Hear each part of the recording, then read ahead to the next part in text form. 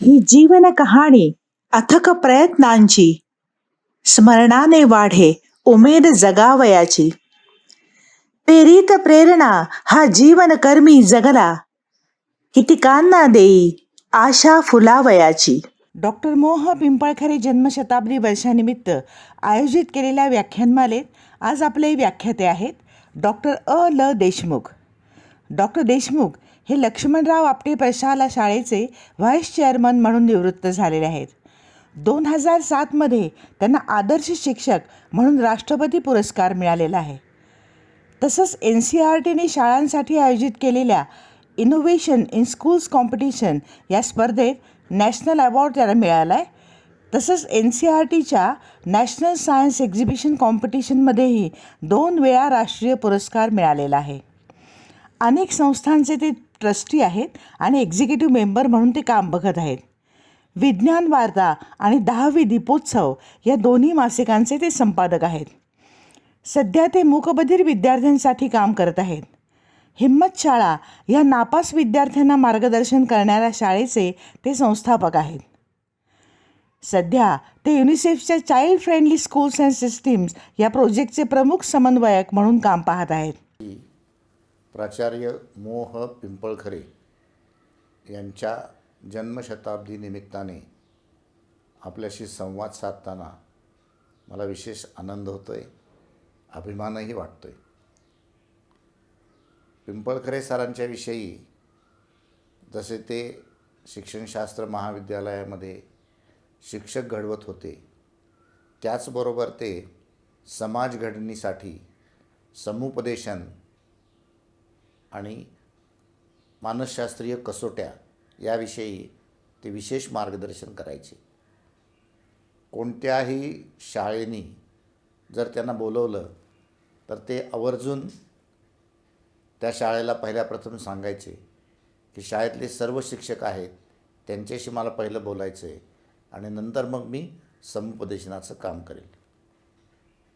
मग त्यांचं व्याख्यान म्हणजे शिक्षकांना पर्वणी असायची. शिक्षक घडण्याची प्रक्रिया आहे, शिक्षक घडवण्याची प्रक्रिया आहे. त्यामध्ये पिंपळखरे सरांचं नाव पहिल्यापासून पुणे शहरामध्ये, केवळ पुणे शहर नाही तर महाराष्ट्रामध्ये, केवळ महाराष्ट्र नाही तर भारतामध्ये सर्वांना माहीत होतं. त्यांच्या जन्मशताब्दी निमित्ताने शिक्षणावर संवाद व्यक्त करणं किंवा त्यांच्याच विचाराला योग्य बोलायचं असेल तर सद्य परिस्थितीमध्ये शिक्षक घडवणं, सद्य परिस्थितीमध्ये शिक्षकांनी स्वतःची मानसिकता बदलणं, शिक्षकांनी जास्तीत जास्त निष्ठेने काम करणं, हे मोह पिंपळखरेंकडून आपल्याला शिकण्यासारखं आहे. मी आज प्रामुख्याने त्याविषयी आपल्याशी संवाद साधणार आहे. तसं शिक्षण हा प्रत्येकाच्या जिव्हाळ्याचा विषय आहे. फार पूर्वीपासून अन्न, वस्त्र, निवारा हे 3 आपल्या मूलभूत गरजा आहेत. पण गेल्या 10-15 वर्षापासून 4थीही मूलभूत गरज झाली, ती म्हणजे शिक्षण. आज अन्न, वस्त्र, निवारा आणि शिक्षण या 4 मूलभूत गरजा आहेत. आज तुम्ही जर बघितलं तर शिक्षणाविषयी सर्वत्र चर्चा मोठ्या प्रमाणात चाललेल्या आहेत. अगदी राष्ट्रपतीपासून गल्लीतल्या सामान्य नागरिकपर्यंत त्यामध्ये चर्चा सुरू आहेत. सामान्य नागरिक त्यात बोलतोय, चर्चा करतोय, स्वतःची मतं हिरिरीने मांडतोय. इतका शिक्षणाचा अवेअरनेस, जागरूकता समाजामध्ये आलेली आहे. शिक्षणामध्ये परिवर्तन व्हावं, शिक्षणामधून समाजाचा विकास व्हावा, शिक्षणामधून आवश्यक ते बदल व्हावेत, यासाठी अनेक आयोग नेमली गेली, अनेक समित्या नेमल्या. त्यातनं काही साध्य झालं किंवा नाही, काही प्रमाणात झालंही असेल, पण आपल्याला जे अपेक्षित होतं ते अजूनही साध्य झालेलं नाही, ही वस्तुस्थिती आहे. बरं, खर्च तर शिक्षणावर कोट्यावधी रुपये होतोय. त्या खर्चाचं ॲनालिसिस केलं आपण, त्या खर्चाचं विश्लेषण केलं, तर त्यातला 90% भाग हा पगारावर खर्च होतो आहे. मग 90% भाग जर पगारावर खर्च होतो आहे, तर त्याची रिटर्न्स काय, असं जर कोणी विचारलं, तर मग तो धागा तो येतो शिक्षकांकडं. कारण शिक्षणातला कणा आहे शिक्षक. J.P. नाईक नेहमी म्हणायचे की पैसा खर्चून काही होणार नाही आहे. पैसा आवश्यकच आहे, पण पैशापेक्षा सुद्धा इंटेलेक्च्युअल टीचर आणि कमिटेड टीचर याची समाजाला गरज आहे. आज आपल्याला इंटेलेक्च्युअल आणि कमिटेड या 2 शब्दाचा विचार करायचा असेल, या 2 शब्दावर भर द्यायचा असेल, तर आपल्याला आपलं स्वतःचं विश्लेषण करावं लागेल. आपलं स्वतःचं नेमकी परिस्थिती काय आहे ती एकदा आत डोकावून बघितली पाहिजे. मी असं म्हणत नाही की आजचे शिक्षक काहीच करत नाहीत किंवा संवेदनशील नाहीत.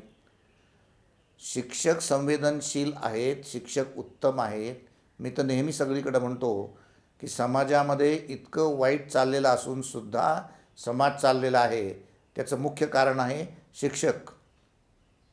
आजही शिक्षक उत्तम आहेत, आजही शिक्षक समाजाला दिशा देणारे आहेत, पण तेवढ्यावर भागणारे का?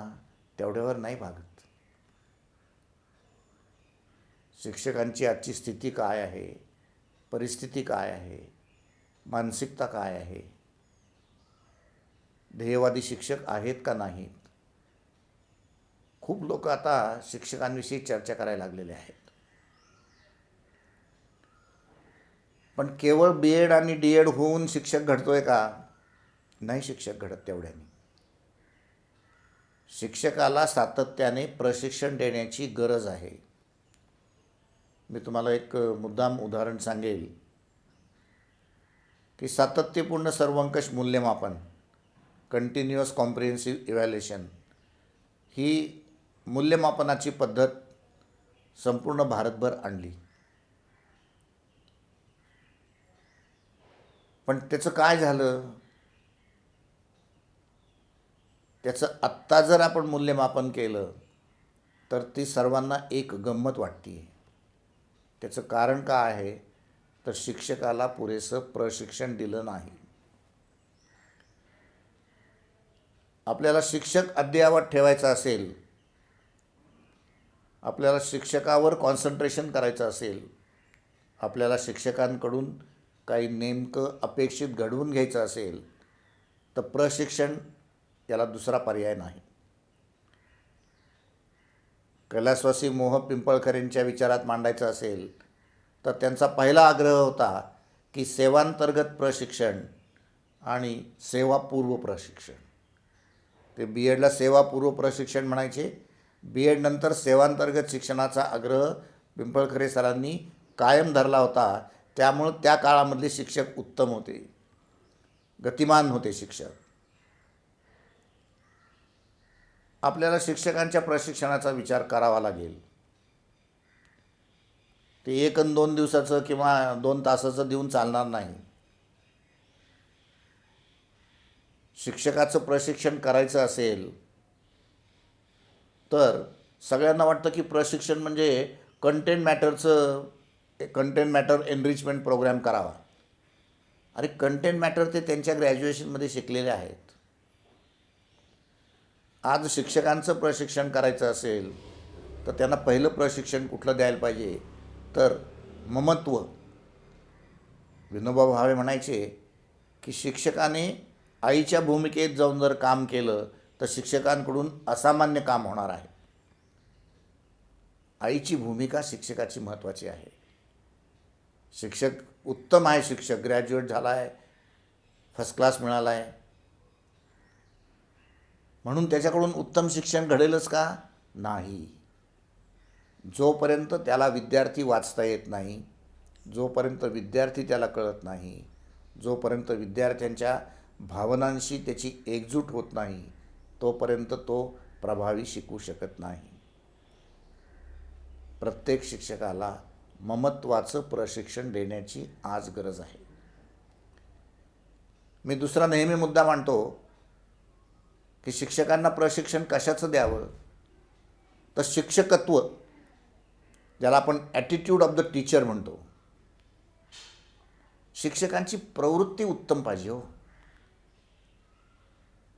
तुमची प्रवृत्ती शिक्षकांची उत्तम असेल ना, तर शाळेत कुठलेच प्रॉब्लेम उद्भवणार नाहीत.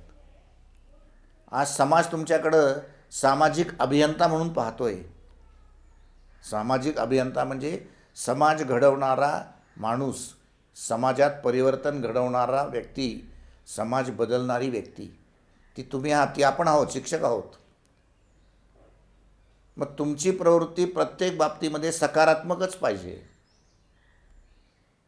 स्टाफ रूममध्ये एखाद्या शिक्षकाने नकारात्मक विचार मांडला, तुम्ही त्याला सकारात्मक पद्धतीने समजून सांगितलं पाहिजे. एखाद्या विद्यार्थ्याला प्रॉब्लेम असेल, वर्गात सारखा शांत बसलेला विद्यार्थी आहे, शिक्षकाला लगेच कळलं पाहिजे की याची काहीतरी प्रॉब्लेम आहेत, याच्याकडं घरी जाऊन चौकशी केली पाहिजे, तर हे आत्महत्याचं प्रमाण सगळं टळून जाईल. तुम्ही मराठी गणितावर जेवढं कॉन्सन्ट्रेशन करताना त्यापेक्षा विद्यार्थ्यांवर जास्त कॉन्सन्ट्रेशन करा, त्यामुळे आत्महत्या होणार नाहीत. शिक्षकत्व तिथं आहे. शिक्षणातला प्रत्येक नवा विचार प्रवाह तुम्ही समजून घेतला पाहिजे. शिक्षकत्व तिथं आहे. ॲटिट्यूड फार महत्त्वाची. आणि तिसरा महत्त्वाचा प्रशिक्षणातला भाग कुठला आहे, तर निष्ठा पाहिजे. निष्ठा, की मी जे शिकवतो आहे ते मी निष्ठेने शिकवणार, निष्ठेने काम करणार. तुम्ही पिंपळखरे सरांची पुस्तकं मुद्दाम वाचा. त्यावेळेला श्री खैर होते, पिंपळखरे सर होते, व्ही चिपळूणकर होते, ही सगळी मंडळी त्यावेळची, भागो बापट होते. ह्या सगळ्या मंडळींची पुस्तकं तुम्ही वाचली ना, तर तुम्हाला निष्ठा कळतील. आता सध्या काय झालं आहे, निष्ठा कोणी कोणाला शिकवू शकत नाही हो. निष्ठा या अशा लोकांच्या वाचनातून, अशा लोकांच्या विचारातून तुम्हाला निष्ठा कळणार आहेत. त्या दृष्टिकोनातून तुम्ही विचार केला तर तुमची निष्ठा उत्तम पाहिजे, त्याचं प्रशिक्षण देण्याची गरज आहे. म्हणून शिक्षक हा या संबंध यंत्रणेतला मुख्य घटक आहे. समाजाने, शासनाने, सर्वांनी याकडे लक्ष देण्याची गरज आहे. मी शासनाला या निमित्ताने सुचवेल की अरे, शिक्षक प्रशिक्षणावर जास्त भर द्या, शिक्षकांकडे लक्ष ठेवा. या कोविडच्या काळामध्ये अनुदानित शिक्षकांनी त्यांच्या 1 तारखेला त्यांचे पगार मिळाले, पण विनाअनुदानित शिक्षकांचं काय झालं? विनाअनुदानित शिक्षकाच्या संस्थाचालकांनी शाळा बंद म्हणून शिक्षकांना पगार दिले नाहीत. ते शिक्षक शेतावर कामावर गेले. काय शिक्षकाच्या थट्टा चालल्या त्या. शिक्षक जर असे लेबर म्हणून कामाला लागले तर काय व्हायचं महाराष्ट्राचं, काय व्हायचं देशाचं? आपण या निमित्ताने हा विचार करूयात. आणि पिंपळखरे सरांची आठवण काढायची असेल तर शिक्षक उत्तम घडवूयात. त्याच्यावर आपल्या देशाचं, आपल्या राज्याचं, आपल्या समाजाचं भवितव्य अवलंबून आहे, विकास अवलंबून आहे, बदल अवलंबून आहे. शिक्षक उत्तम आहेत, त्यांना चांगल्या पद्धतीने ट्रीटमेंट देऊन कामात कसं गुंतून घ्यायचं हे या निमित्ताने आपण शिकूयात.